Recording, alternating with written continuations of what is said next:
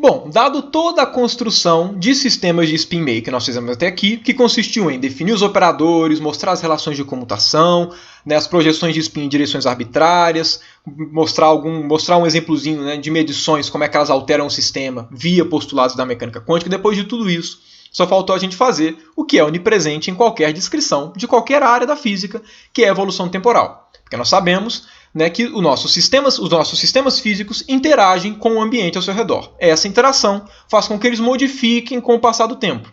E, por conta disso, né, a gente tem que saber como é que é o nosso sistema em qualquer instante do tempo, para que a gente tenha com precisão, né, a gente saiba precisar quais vão ser as probabilidades de se medir uma grandeza ou outra, como é o comportamento do sistema ao longo do tempo, e não em um tempo específico. Então, vamos agora determinar como o nosso sistema de spin meio evolui com o tempo.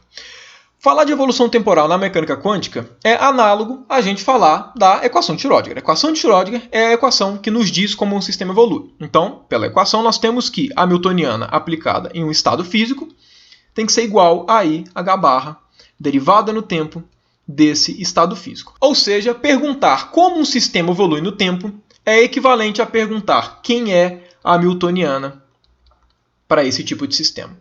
Perguntar quem é a Hamiltoniana exige aqui dois raciociniozinhos dada a construção de mecânica quântica que a gente está fazendo.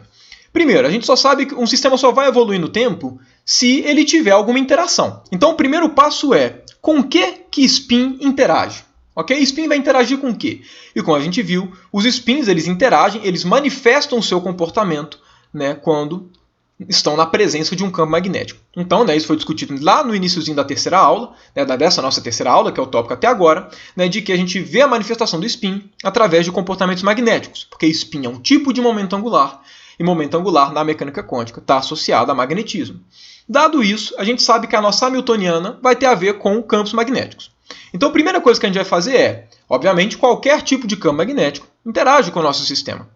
Para falar de evolução temporal, a gente vai sempre tratar aqui, lembrando, né, esse é um primeiro contato com o formalismo de notação de Dirac, a gente vai colocar o tipo de interação que acontece com muita frequência, e que é um bom tipo de aproximação para diversas situações, que é a gente vai trabalhar, né, como o nosso sistema evolui dado um campo magnético que seja constante. Então, o nosso campo magnético ele não varia. E, inclusive, eu falei lá atrás que quando o campo magnético é constante, a força, né, resultante da interação com o campo com o sistema de spin é igual a zero, certo? Por isso que eu tinha comentado, inclusive, que no experimentozinho de Stern-Gerlach, o campo não podia ser constante, tinha que ter gradiente, para que acontecesse a separação do spin. Se o campo for simplesmente constante, se ele não tiver gradiente, o que vai acontecer é que se tiver aqui uma região, né, com campo magnético e um sistema aqui de spin passa aqui no meio, ele não vai dividir de spin para cima e spin para baixo. Porém, ele está imerso em uma região com campo magnético. Se está imerso, ele vai interagir. Ele não vai separar, mas ele vai interagir. Essa interação faz com que o estado modifique com o passar do tempo, que é exatamente o que a gente vai determinar, dada a evolução temporal. Então, como é que a gente faz para determinar a nossa Hamiltoniana e aí sim determinar a evolução temporal dos nossos sistemas de spin meio? Para fazer isso, a gente vai fazer uso da nossa primeira quantização, certo? Então, o que a gente tem que fazer? A Hamiltoniana é o operador que descreve a energia do sistema para esses casos que a gente está trabalhando. Por consequência, o que a gente tem que fazer é qual é a relação clássica que envolve interação, né, de momento angular, no caso, né, com o campo magnético, que tem a ver com energia. Como a gente viu lá no início, a gente já tem essa expressão. A gente viu que a interação do spin, que é um tipo de momento angular, né, faz com que, a gente viu, né, dado que existe um momento angular, a gente viu que a gente consegue definir o momento magnético, que é sempre uma constante, que é a constante giromagnética vezes o momento angular, e a gente viu que, dado o momento magnético, a gente vai ter uma energia potencial, né, da interação desse momento magnético do sistema de spin meio, ou de qualquer spin, mas particularmente aqui de spin meio, com o campo magnético, que gera uma energia que é dada por menos m produto escalar com o campo magnético.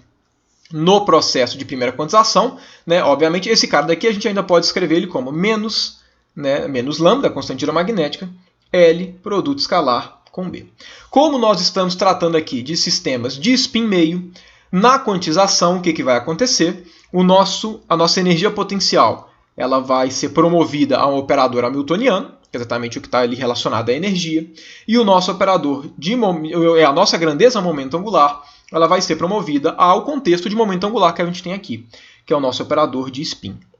Então, por conta disso, a gente tem que, para os sistemas que a gente vai estudar, a gente vai ter uma Hamiltoniana, né, que gera exatamente um tipo de energia do tipo menos gama. Aqui eu vou colocar exatamente o vetor de spin, certo? Porque, a princípio, esse campo magnético pode estar em direções arbitrárias. Produto escalar com B. Então, esse cara daqui vai ser a Hamiltoniana, que vai gerar evoluções temporais, aqui no nosso caso de sistemas de spin meio. Ok? Então vamos discutir um pouquinho como é que são essas evoluções, dados os tipos de estado que a gente trabalhou. Né? Ver um pouquinho o desenrolar e inclusive ver uma relação específica com a mecânica clássica. Né? Mais uma relação da mecânica quântica com a mecânica clássica, além daqueles valores médios de spin que eu calculei agora há pouco, né, nas últimas aulas. Pois bem, qual que é a situação então mais geral que existe de um sistema de spin meio interagindo com um campo magnético? A ideia é o seguinte, vamos fixar o campo magnético como sendo um campo B0 na direção Z. Ok? Eu vou fixar esse cara como um exemplo. Não precisa ser na direção Z. Poderia colocar numa direção X, numa direção Y, numa direção U qualquer, não tem problema. Lembrando, todos os sistemas de coordenadas são equivalentes. Você sempre pode mudar o seu sistema de coordenadas, de forma que, se o seu campo está apontando para uma direção arbitrária, você rotaciona o seu sistema de coordenadas e trabalha com a direção do campo magnético, sendo, por exemplo, a direção Z. Mas você não precisa fazer isso. Você pode trabalhar na direção X, na direção Y, tanto faz. Aqui eu estou só dando exemplo, né, numa direção Z específica, só para poder mostrar aqui qualitativamente o desenrolar da situação. Dado que isso aqui acontece, nós podemos escrever então o nosso Hamiltoniano como sendo gama, menos gama, claro. Quando eu faço esse produto escalar, levando em conta que o B está definido só na direção Z, esse produto escalar vai nos retornar SZ B0. Porque a componente x e a componente y, no produto escalar com B, que tem componentes x e y iguais a zero, vão ser componentes que vão ser cortadas. Então daqui a gente pode fazer, né, inclusive, uma certa mudança de coordenadas, só para poder ficar com uma cara mais agradável, que é o seguinte. A gente vai definir aqui B0 menos B0 gama, eu vou definir isso aqui como sendo um ômega, que eu vou chamar aqui inclusive de ômega zero, ok? De forma que a nossa Hamiltoniana ela vai tomar a cara, né, ômega zero SZ, ok? Só dando o nome de ômega zero, com esses caras aqui, só para que apareçam menos constantes no nosso problema.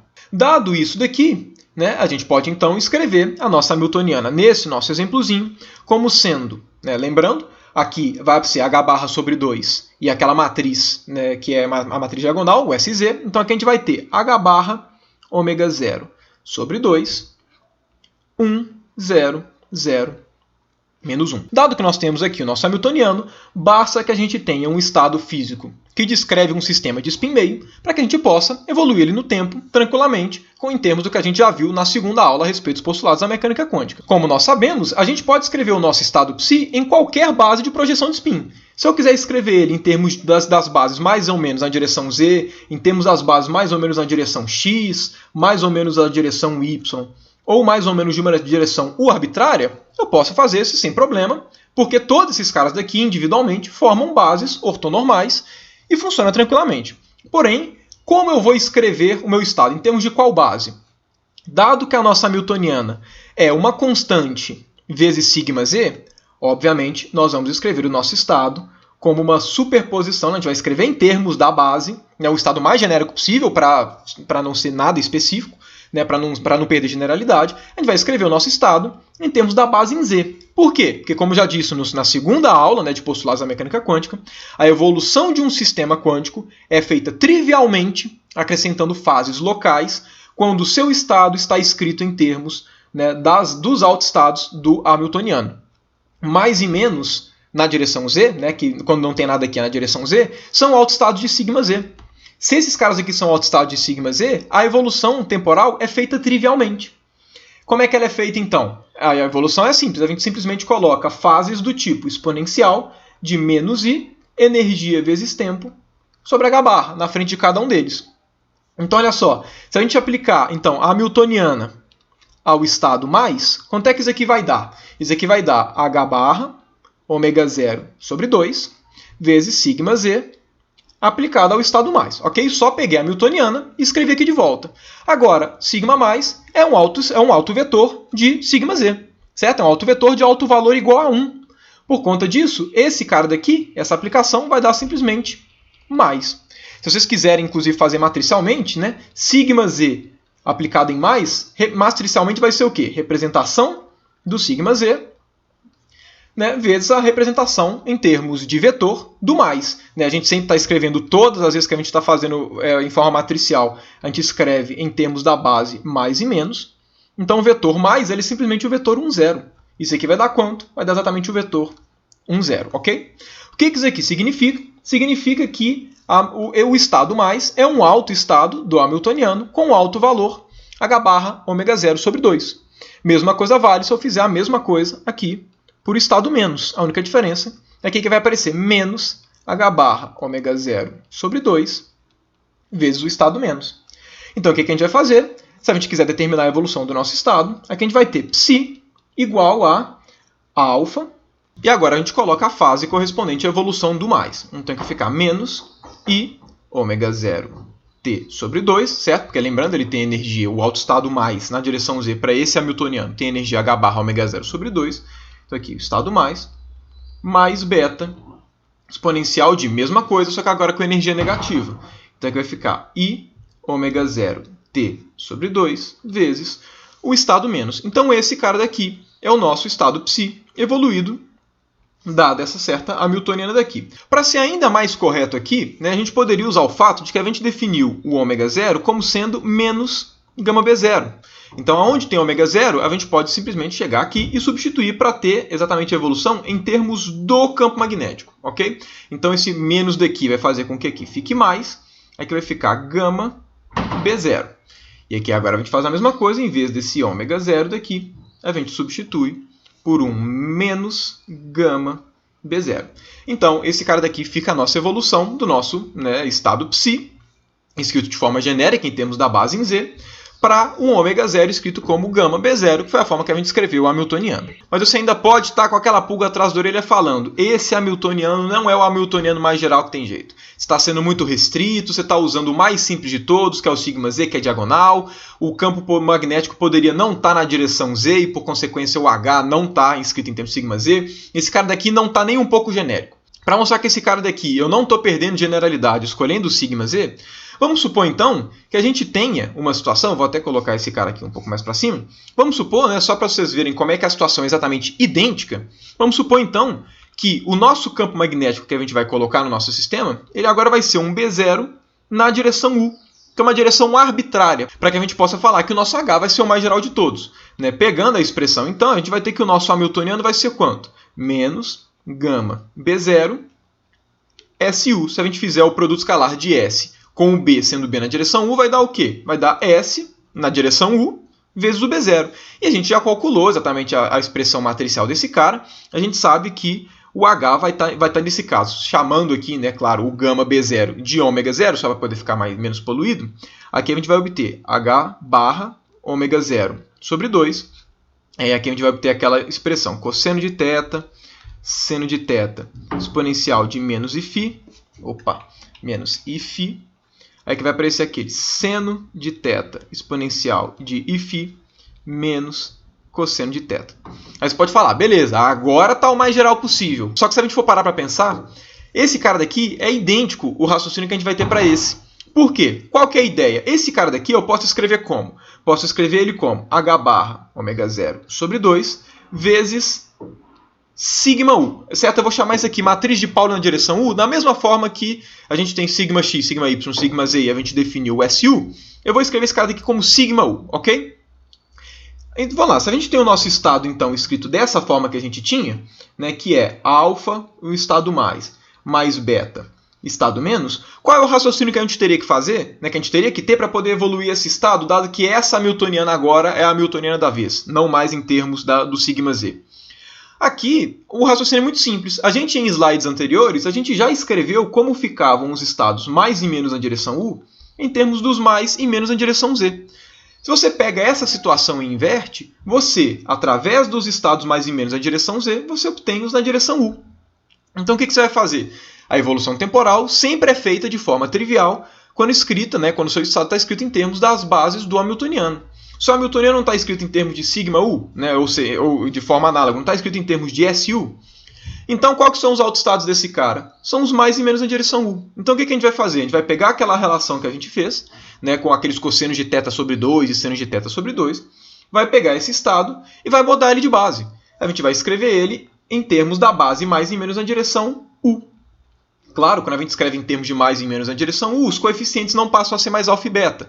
Eles vão virar outros coeficientes. Vamos supor que acabe ficando desse jeito.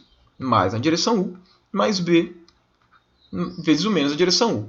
Então, você troca de base, o seu estado que era escrito desse jeito passou a ser escrito desse jeito. Agora, olha só, mais e menos na direção U não são autoestados do Hamiltoniano agora? Porque são autoestados tanto de sigma U quanto de SU? São. E eles são autoestados de que forma? A gente sabe que o H aplicado em mais ou menos U vai dar quanto? H barra ômega 0 sobre 2 vezes mais ou menos na direção U. Ok? Porque esses caras daqui, mais ou menos na direção 1, são autoestados de sigma U e SU. Então, olha só como é que fica idêntico. Qual que vai ser, ou seja, a evolução do nosso estado vai ser idêntica a essa daqui. Vou até copiar. Ela vai ser idêntica. Qual que vai ser a diferença? A diferença é que agora o nosso estado não era mais alfa e o nosso estado aqui não era mais beta. Ele era um estado A e B, só que o mais e menos na direção U. Ou seja, pronto, evoluímos o nosso estado. Então perceba que a direção que o H está escrito, se é uma direção X, Y, Z ou U, tanto faz. O procedimento que a gente vai fazer é sempre o mesmo. A gente sempre vai escrever os estados, o nosso sistema físico, né, o estado do nosso sistema físico, em termos dos autoestados do Hamiltoniano, que são os autoestados do operador de spin que for aparecer aqui no Hamiltoniano. E a gente já escreveu a forma que a gente troca de base de um para o outro. Então o problema de evolução temporal para sistemas de dois níveis, né, que evoluem dado um campo magnético, o desafio é muito mais você trocar a base do seu sistema do que evoluir o estado no tempo. Porque a evolução, ela tem sempre essas energias, no caso para spin meio. Sempre vai ter essas energias, né? Sendo que o ômega 0, claro, é o gama B0. Então o problema maior sempre vai ser, na verdade, você trocar de base. O problema, então, vai se reduzir a troca de base para a base dos autoestados do Hamiltoniano e coloca as fases locais. Então, até aqui, nenhum segredo. Dada essa forma com que a evolução temporal de sistemas de spin meio acontecem, eu queria aqui colocar, resolver com vocês mais um exemplozinho específico, para que a gente possa ver como é que essa evolução temporal tem uma relação, inclusive, com a mecânica clássica. Olha só que legal. Outro lugar em que a gente tem um análogo clássico, um limite clássico da nossa teoria quântica. O que a gente vai fazer é o seguinte. Eu vou supor, para poder mostrar esse análogo clássico, vamos supor que o nosso estado psi ele seja um estado mais na direção U, ok? Eu poderia supor aqui mais e menos na direção U. Eu posso pegar qualquer estado na direção U. Eu estou colocando direção U para ser um estado mais genérico possível, por não estar privilegiando nenhuma direção em específico. Então, assim, eu vou colocar aqui, eu poderia fazer com mais e menos, dá na mesma. Eu vou usar só o mais na direção U, só para poder ficar mais simples a descrição. Mas esse limite clássico funciona tanto para qualquer combinação linear de mais e menos, ok? O que significa isso aqui? Significa que, dado o nosso, a gente tem um eixo cartesiano, significa que aqui nós temos o nosso eixo Z, aqui nós temos o nosso eixo Y, aqui o nosso eixo X, e o nosso estado, o nosso estado físico, ele é um estado mais na direção U, ou seja, nessa direção U daqui, que é uma direção definida por esse ângulo θ e por esse ângulo φ daqui, o nosso estado ele tem projeção sempre H barra sobre 2, sempre a favor desse cara, ok? Então vamos supor que esse cara daqui seja, então, por consequência, o nosso estado físico. E agora vamos supor que, dado que esse é o nosso estado físico, eu chego e falo, o nosso B vai ser agora um B0 na direção Z, ok? Um B constante na direção Z. Então agora o nosso campo magnético ele está aqui na direção Z. Dado que ele está na direção Z, como é que esse cara evolui no tempo? E aí vamos ver como é que fica. Para fazer essa evolução no tempo, o que eu tenho que fazer? Eu sei agora que o nosso Hamiltoniano ele vai ser proporcional ao nosso SZ, porque o campo está na direção do Z.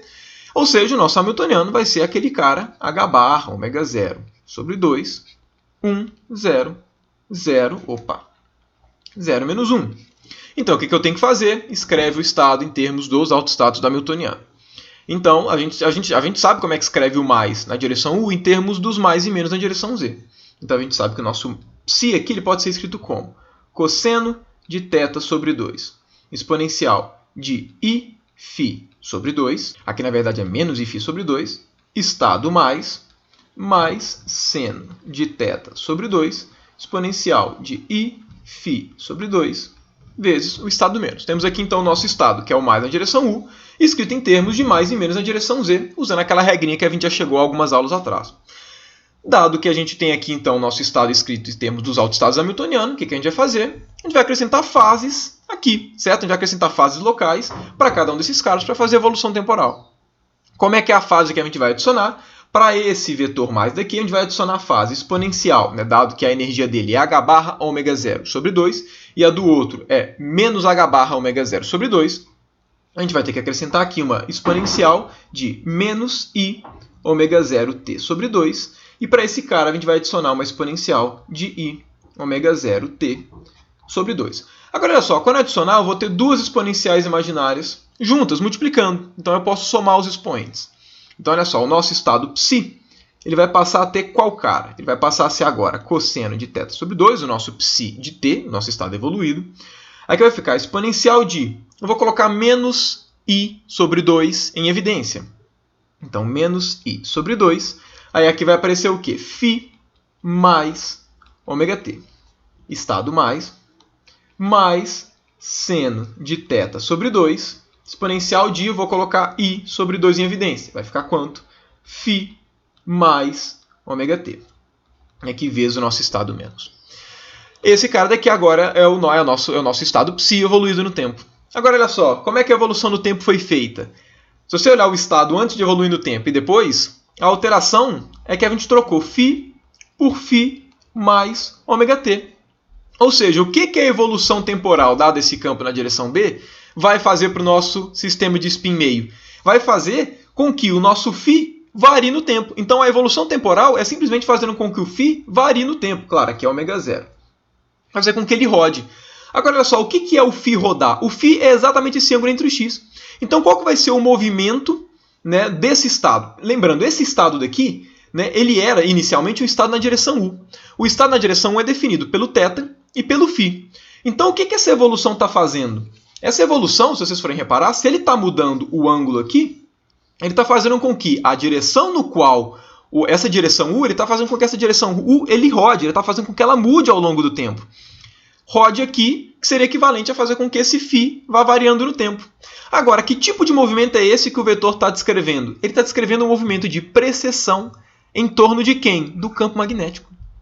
Então, ou seja, o nosso estado físico, quando a gente coloca um estado, que a definição de spin dele está na direção U, e a gente coloca um campo numa certa direção, arbitrária, por exemplo, aqui numa direção Z, o nosso vetor de estado, né, a direção no qual ele está definido, que aqui é a U, vai precessionar em torno do campo magnético. E isso é exatamente o que a gente tem no caso clássico. Vocês devem se lembrar, né, nas primeiras aulas desse terceiro tópico de spin meio, né, eu escrevi, a gente chegou, né, de que quando a gente escrevia o torque, no caso clássico, a variação do momento angular no tempo era quanto? Era gama L produto vetorial com B. E isso daqui eu tinha comentado que quando o B era constante, era um movimento de precessão. No caso clássico, realmente, o nosso, né, momento magnético, que está relacionado ao momento angular, ele precessiona em torno do campo magnético. E aqui exatamente isso está acontecendo, uma precessão em torno do campo magnético. Ou seja, aqui a gente tem exatamente o caso quântico refletindo uma característica que também acontece no caso clássico. Mais uma forma da gente ver aqui um certo limite clássico da nossa descrição quântica. Essa precessão, né, do nosso momento magnético, né, aqui no caso spin meio, mas representado pelo momento magnético, né, porque spin está relacionado a magnetismo, em torno do momento magnético, tem um nome específico. Essa precessão a gente chama de precessão de Larmor.